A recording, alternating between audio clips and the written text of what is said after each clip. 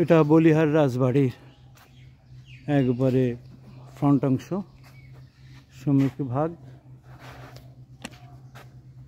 এটা বলিহার রাজবাড়ি। জরাজীর্ণ ঘর, এটা একটি জরাজীর্ণ ঘর রাজবাড়ির। এই অবস্থা, ভেঙে চুরে একবার একাকার হয়ে গেছে। এগুলো সংরক্ষণ, বেশ বড় বড় ঘর, বড় বড় বাড়ি এখানে।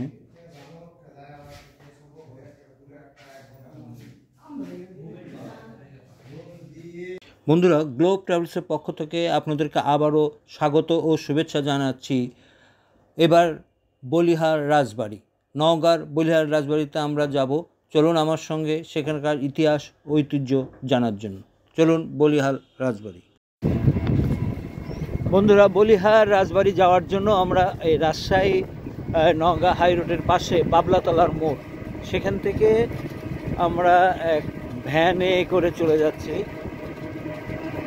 বলিহার রাজবাড়ি। আমি আপনাদেরকে দেখানোর জন্য যাচ্ছি। চলেন বলিহার রাজবাড়ি, সঙ্গে থাকুন। বন্ধুরা, সামনে যে বাড়িটি দেখছেন এটা হচ্ছে আসলে মন্দির কম্পাউন্ড। মন্দির কম্পাউন্ডের সামনে বাড়ি, বা এটাকে তোরণ হিসাবে আখ্যায়িত করা। বন্ধুরা, আমরা চলে আসছি বলিহার রাজবাড়িতে। আপনারা দেখতে পাচ্ছেন এই বলিহার রাজবাড়ির প্রতিষ্ঠা করেন বিমলেন্দু রায়, এবং এই বলিহার রাজবাড়ি অতি পুরানো একটি রাজবাড়ি, এবং এটা এখন আর্কিওলজিক্যাল ডিপার্টমেন্টের আন্ডারে। আমরা এই বলিহার রাজবাড়ির ভিতরে ঘুরে ঘুরে দেখব এবং আপনাদেরকে দেখানোর চেষ্টা করব। চলেন ভিতরে যাই। এই বলিহার রাজবাড়ির ভিতরে কী আছে এবং ইতিহাস ঐতিহ্য এই সম্পর্কে আপনাদেরকে জানানোর চেষ্টা করব। চলুন।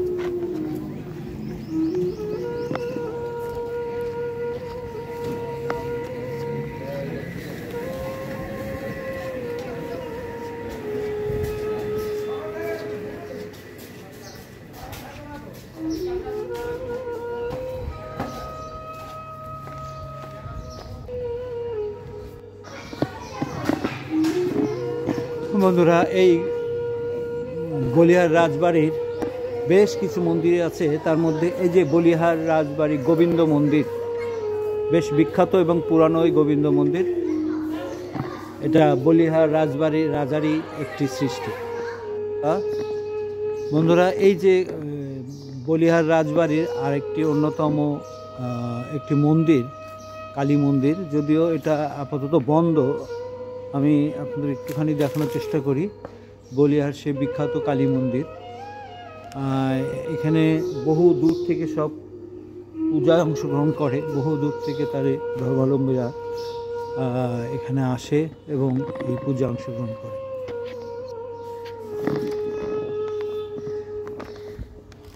বন্ধুরা, এই বলিহাটি প্রাচীন রাজবাড়ির ভেতরে এখানে হিন্দু ধর্মাবলম্বীদের বেশ পূজার বেশ কিছু মন্দির আছে। সেই মন্দির এখানে দেখতেছি কালী মন্দির, যেটা আপনাদেরকে দেখালাম, আর সেখানে আছে শিব মন্দির, রাজেশ্বরী মন্দির, আরও ভিতরে বেশ কিছু মন্দির আছে, যে মন্দিরগুলো আপনাদেরকে আরও দেখাবো। তৎকালীন যে রাজা, সেই রাজার যে মন্দিরগুলো এখানে প্রতিষ্ঠিত হয়েছে, এখানে এখন পর্যন্ত হিন্দু ধর্মাবলম্বীরা বা তারা এখনও পূজা অর্চনা করে এখানে। আমি যেটা দেখাতে চেষ্টা করতেছি আপনাদেরকে এই মন্দিরগুলো। 1823 সালে এই জমিদার রাজেন্দ্রনাথ এখানে একটি রাজেশ্বরী মন্দির নির্মাণ করেন। তিনি মন্দিরের পিতলের তৈরি একটি বিরাট রাজেশ্বরী দেবীর একটি মূর্তিও স্থাপন করেন এখানে। মূর্তিটি বলিহার সহ এই অঞ্চলে প্রসিদ্ধ ছিল, বিধায় এই এলাকার অনেক হিন্দু সম্প্রদায়ের লোক এখানে পূজা। আপনারা জানেন এই বলিহার জমিদার প্রতিষ্ঠা করেছে নৃসিংহ চক্রবর্তী, এবং তার হাতেই এই মন্দিরগুলো তৈরি হয়েছিল। তো যাই হোক, আমরা এখন এই রাজবাড়ি যেটা সেই প্রাসাদ, সেই প্রাসাদের দিকে যাব এবং আপনাদেরকে আরও দেখানোর চেষ্টা করবো। চলুন আমাদের সঙ্গে। বন্ধুরা, এটা হচ্ছে সেই বলিহার রাজবাড়ির বসত বাড়ি, বা যেখানে বসবাস করতেন সেই রাজা। আমি আপনাদেরকে দেখানোর চেষ্টা করছি, ক্যামেরায় সম্পূর্ণ আসছে কি না জানি না, তবে বেশ বড় রাজবাড়ি এখানে। আমি এই দেখেন, এবং এখানে বহু লোক দেখতে আসে, বিধায় বহু লোককে এখানে দেখা যাচ্ছে। এই রাজবাড়িতে বহু পর্যটক বা বহু দর্শক এখানে আসে এই রাজবাড়ি দেখতে। আমরা চলেন একটু ভিতরে যাব। যদিও এটা আর্কিওলজিক্যাল ডিপার্টমেন্টের তত্ত্বাবধানে, কিন্তু এর কোনো সংস্কার আমরা দেখতে পাচ্ছি না। এখানেও দরজা জানালা আমাদের রাক্ষসের জনগণ যারা চুরি করে নিয়ে গেছে। আর এখানে দেখেন ভগ্নাংশ, বাড়িটির ফেটে একেবারে চৌচির হয়ে গেছে পুরাটাই। কখনই যে কোনো সময় এই বাড়িটি ধসে পড়তে পারে, যেটা দেখা যাচ্ছে ফেটে গেছে, যে কোনো সময় ধসে পড়বে। এই বাড়িও বেশ ঝুঁকিপূর্ণ দেখানো, তবুও আমি চেষ্টা করবো আপনাদেরকে দেখানোর জন্য। চলুন দেখি। বন্ধুরা, বিভিন্ন তথ্য থেকে জানা যায় যে বালিয়াহারের জমিদার রাজশাহী বিভাগের নওগাঁ জেলার অন্যতম বিখ্যাত জমিদার ছিলেন। মোগল সম্রাট আওরঙ্গজেবের অধীনে নওগাঁয় বলিহার এলাকায় এক জমিদার জায়গির লাভ করেন।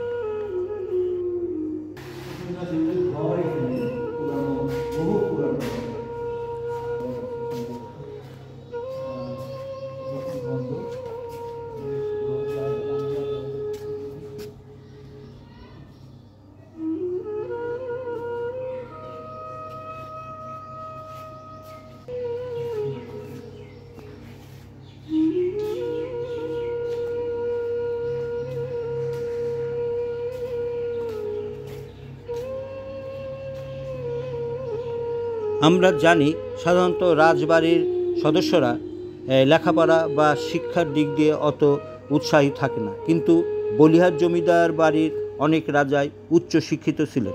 তার মধ্যে কৃষ্ণেন্দ্রনাথ রায় বাহাদুর রাজা বিখ্যাত লেখকও ছিলেন। তার লেখার উল্লেখযোগ্য গ্রন্থগুলো হলো কৃষ্ণেন্দ্রনাথ গ্রন্থবলী প্রথম ও দ্বিতীয় খণ্ড। জনশ্রুতি আছে তৎকালীন মুঘল সম্রাট আকবরের সেনাপতি রাজা মানসিংহ বাংলার 12 ভূঁইয়াদের দমন করতে সৈন্য সামন্ত নিয়ে এই অঞ্চলে অর্থাৎ বলিহারে পৌঁছেন। সৈন্যবাহিনীর দীর্ঘ পথ অতিক্রম করায় ক্লান্ত হয়ে পড়েছিল। তাদের বিশ্রামের জন্য এবং সেনাপতি মানসিংহের পাঠানো গুপ্তচরের মাধ্যমে 12 ভূঁইয়াদের খবর জানতে মানসিংহ এই রাজবাড়ি এলাকায় যাত্রা বিরতি করেন। সেই সময় বরেন্দ্র অঞ্চলের শুষ্ক মৌসুম চলছিল। সৈন্যরা বেশি দিন কোনো কাজ না করে বসে থাকলে অলস হয়ে যেতে পারে। এ ভেবে সেনাপতি মানসিংহ সৈন্যদেরকে নিয়ে এই এলাকায় 330টি দিঘি এবং পুকুর খনন করে নেন।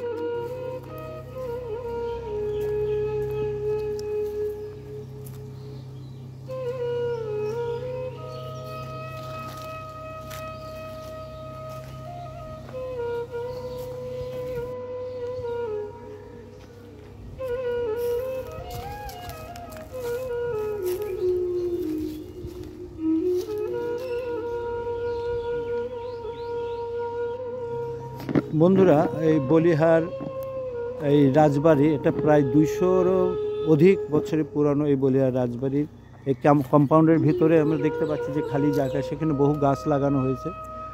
কর্তৃপক্ষ এই গাছগুলো লাগাইছে, কিন্তু যে দোতলা বা তিনতলা বাড়িটা আমরা দেখতেছি একেবারে পুরানো জীর্ণ বাড়ি, যে কোনো সময় ভেঙে পড়বে। আমরা বাড়িতে ওঠার কোনো সুযোগ পেলাম না, দোতলায় সম্ভবত ওঠা নিষেধ, এবং কোনো সিঁড়িও পেলাম না। একটি সিঁড়ি পেলাম যেটা তালাবদ্ধ, কর্তৃপক্ষ ওখানে উঠতে দেবে না। আমরা একটু ঘুরে পিছনের সাইডে ঘুরে দেখার চেষ্টা করছি, আপনাদেরকে দেখানোর চেষ্টা করছি। এই অবস্থায় এখানে খুব বেশি আপনাদেরকে আমরা খুব দেখাতে পারলাম না। সম্ভবত এই ভাঙা এই বাড়িটি যেহেতু অনেক পুরানো বাড়ি, যেখানে জানলা দরজা সব খুলে নিয়ে চলে যাওয়া হয়েছে পরিত্যক্ত অবস্থায়। যেহেতু রাজা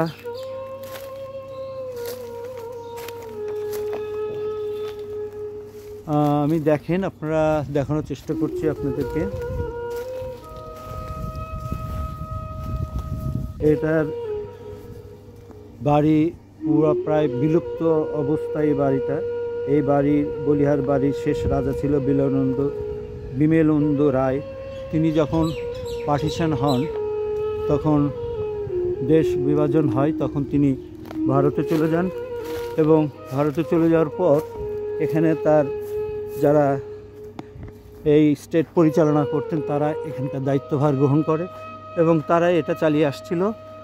বন্ধুরা, এটা একটি মাঠ, এটাও এই বলিহার রাজবাড়ির অংশ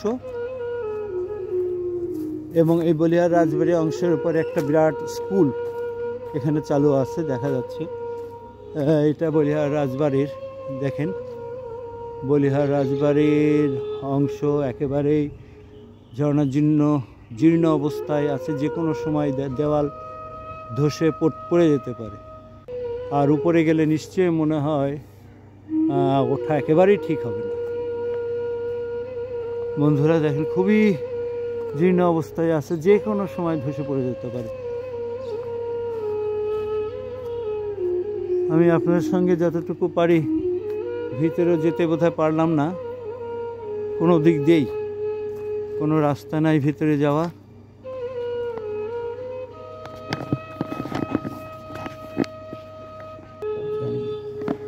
বন্ধুরা আমরা এই রাজবাড়ির যে দরজা বন্ধ ছিল, কেয়ারটেকারকে পেয়ে আমরা তালা খুলে নিলাম এবং ভিতরে দেখার চেষ্টা করতেছি। দেখেন এখানে বহু ছোট ছোট ঘর আছে, এই ঘরগুলো আপনাকে দেখানোর চেষ্টা করছি। দরজা জানালা কিছুই নেই, এখানে কিছু জানালা বোধহয় সম্ভবত পরে দেওয়া হয়েছে এই জানালাগুলো, কিন্তু এটা ঠিক রাজবাড়ি, এই জানালা রাজবাড়ির সঙ্গে যায় না। এটি একটি ঘর, বেশ পুরানো ছোট ছোট ঘর। আমি যদি আপনার দেখাতে পারি, দেখানোর চেষ্টা করছি। এটা বারান্দা, এটা একটি পুরানো জরাজীর্ণ ঘর, এটা একটি জরাজীর্ণ ঘর রাজবাড়ির। এই অবস্থা ভেঙে চুরে একবার একাকার হয়ে গেছে, এগুলো সংরক্ষণ নাই, দেখানোর লোক নাই। এখানে ওঠা নিষেধ যদিও বলতেছে, তবুও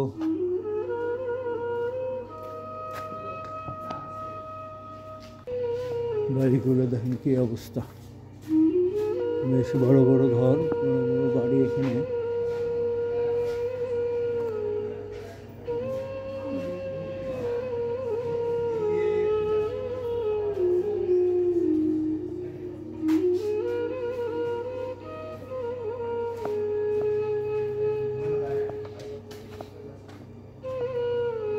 এখানে একটু সিঁড়ি আছে, কিন্তু সিঁড়ি দিয়ে ওঠাটা বড় রিস্কি, বড় বিপজ্জনক সম্ভবত। এখানে একটি ঘর,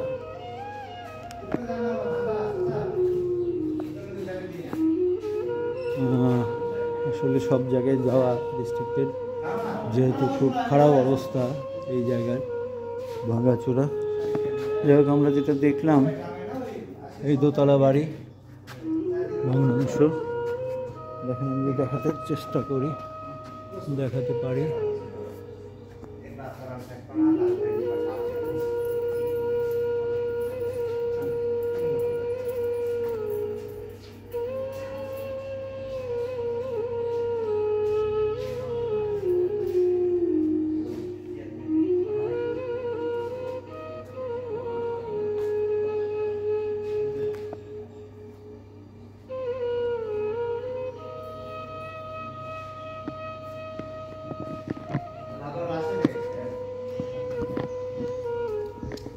যে ভগ্নাংশ বন্ধুরা দেখতে পাচ্ছেন আপনারা, সেটা হচ্ছে বলিহার রাজবাড়ির অংশ। তবে এই অংশের ভিতরে একটি স্কুল চলছে, এই রাজা তৎকালীন এই স্কুলটি তৈরি করেছিলেন, সেই স্কুলটি এখনও চলছে, বেশ বড় স্কুল। তবু এই বাড়ির ভগ্নাংশের কিছুটা অংশ রেখে ভিতরে যে মাঠ, সেখানে তারা স্কুল তৈরি করেছে। চলেন যদি দেখাতে পারি আপনাদেরকে এই বলিহার রাজবাড়ি, বলিহার স্কুল। বন্ধুরা আপনারা এই রাজবাড়ির ভিতরে যে মন্দিরগুলো আছে, সেই রাজেশ্বরী মন্দির আমি ভিতরে আপনাদের নিয়ে আসলাম।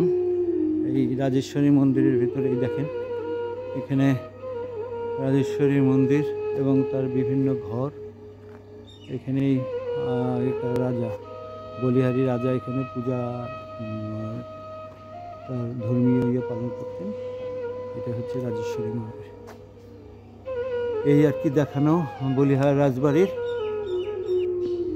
বন্ধুরা এই বলিহার রাজবাড়ি এসে আমি তো যতটুকু আপনাদের দেখানোর চেষ্টা করলাম, এবং এখানে আমাদের দেখানোর আমাদেরকে সাহায্য করলেন। কি যেন আপনার নাম? খোকনচন্দ্র প্রামাণিক। ইনি এখানকার সার্বিক তত্ত্বাবধানে আছেন। ওনার কাছ থেকে আমরা কিছু শুনবো এই রাজবাড়ির বিষয়ে। আচ্ছা, আপনি কতদিন থেকে আছেন এই রাজবাড়ি? আমি আমার পেছনে যে মূলত যে মন্দিরটা দেখতেছেন এটা হলো রাজাদেশ্বরী দুর্গা মন্দির। এটা আমি আজ থেকে 18 বছর আগে ভগ্ন অবস্থায় ছিল, আমার কিছু সহযোগী লোক ছিল, তাদেরকে নিয়ে আমরা এই মন্দিরটা প্রথম অবস্থায় ভগ্ন অবস্থায় পরিষ্কার পরিচ্ছন্ন করে আমরা মন্দিরটা আবার পুনরায় পূজা অর্চনা শুরু করি।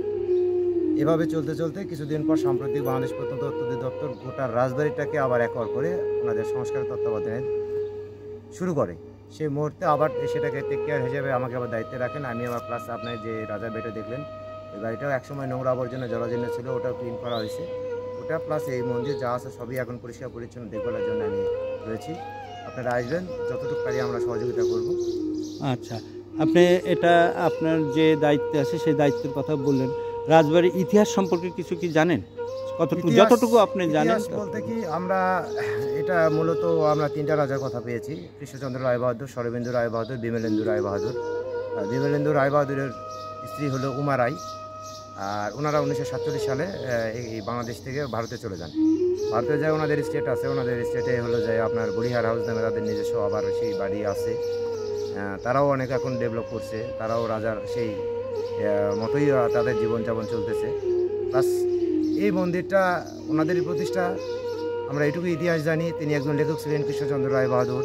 তারপরে আপনার হলো বিমলেন্দু রায় বাহাদুর, উনি একজন হলো যা বলশালী শক্তিশালী ব্যক্তি ছিলেন। রাজার এখানে 3টা আপনার প্রাইভেট কার ছিল, সোনা, তারপরে হাতি ছিল। এই নিয়ে গোটাই তার একটা রাজত্বকাল খুব ভালো ছিল। তো মাঝখানে তো অনেক দিনের গ্যাপ, 47-এর পর থেকে এই যে 2023 এর পর্যন্ত মনে করেন ওই রাজার যেটা বাসভবন এটা তো নোংরা আবর্জনায় ছিল। সাম্প্রতিক 2 বছর হলো পরিষ্কার হয়েছে। আর মন্দিরগুলো 2090 সাল থেকে আমরা 1990 সাল থেকে আমরা মন্দিরগুলো, যে পাশে কালী মন্দির, ওটা আবার সনাতন হিন্দু ধর্মেরা মিলে ওই মন্দিরটা আবার প্রথম চালু করে পূজা অর্চনা শুরু হয়। তারপর 2007 সাল থেকে রাজাদেশ্বরী মন্দির, এই যে আপনার এটা 2007 সাল থেকে রাধা গোবিন্দ মন্দিরটা স্থাপন করে গোটা এলাকা নিয়ে তথা সব ধরনের জাতি বর্ণ নির্বিশেষে আমরা এখন বর্তমান অনুষ্ঠান পরিচালনা করতেছি। আচ্ছা, ধন্যবাদ আপনাকে, আপনি যে তথ্যগুলো দিলেন।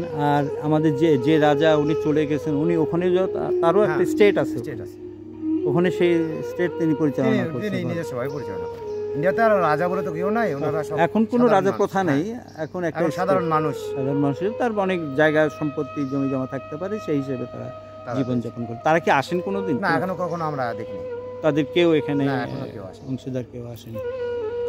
তো ধন্যবাদ আপনাকে, আমাদেরকে মূল্যবান তথ্য দিয়ে আমাদেরকে এখানে সহযোগিতা করলেন এবং সবার জন্য জানার সুযোগ করে দিলেন। ধন্যবাদ।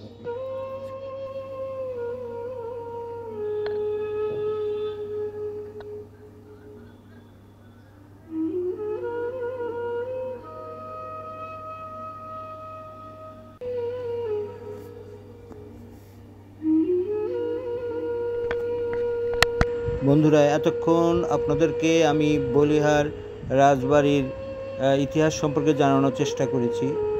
আমি এখন আপনাদের কাছ থেকে বিদায় নিব, কিন্তু এই জমিদার, এই বিমলেন্দু রায় যিনি রাজা ছিলেন, তিনি হয়তো এখন নাই। তিনি কলকাতায় গড়িয়াহাট এলাকায় উনি বসবাস করেন যতদূর জানা যায়, কিন্তু এখানকার খোঁজখবর উনি এখনও নেন না।